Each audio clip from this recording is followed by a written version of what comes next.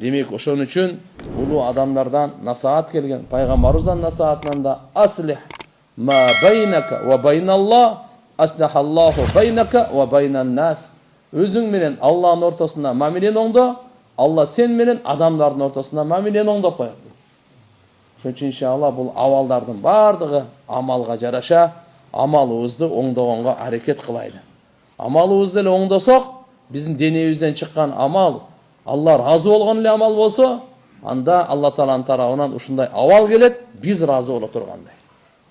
Биз разы боло тургандай.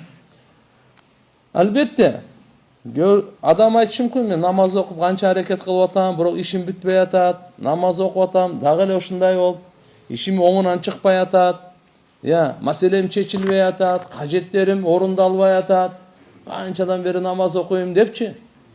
Ал туган жараткан Алла субханаху ва таала бир аз кечиктирип коет, өзүнүн бир даанышмандыгын себебин.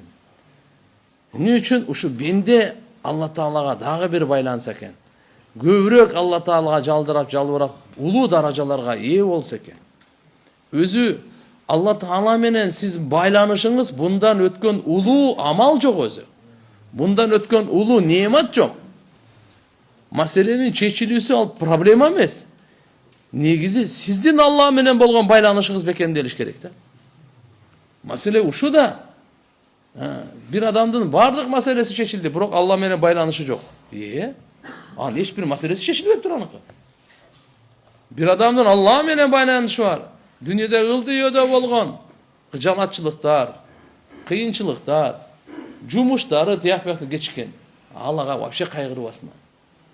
Анын бүтүүсү бүтпөсү Алланын колунда. Качан бүтүрөт, кандай бүтүрөт, Алла Таала өзү билет.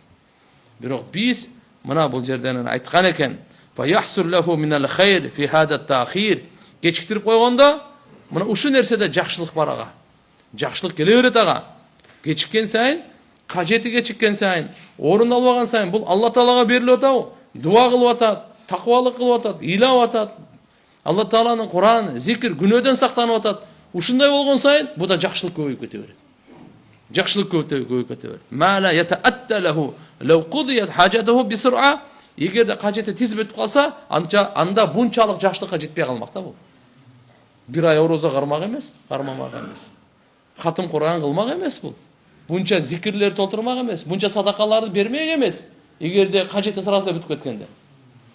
Бул кажет кечигип бүтүп атат, бирок ошо кечигип бүткөндө бул канча деген жакшылыктарды кылып койду да. Ошончо жакшылыктардын ишке ашуусу кажетиңиздин кечирээк бүткөнү себеп болуп атат. Андан сыркаты фаяхсур лаху минал ихбат вал инаба вал лаззата мунажати халиқи.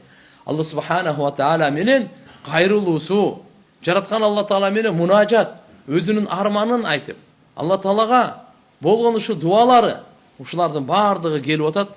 Бул Алла Тааланын берген буга улуу неемат деп эсептесек болот. Кээде Алла субханаху ва таала жамандыкты кетирип атат. Бул дагы ошол маселени, жакшылыкты бергенден жамандыкты кетирип койгон бул улуураак болуп эсептелинет бизде. Ошон үчүн айтылат. Bir күнөөдөн сактанганыңыз 1000 ибадаттан жогору сооп.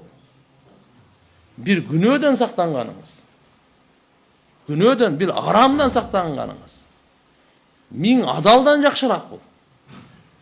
1000 адалдан жакшыраак.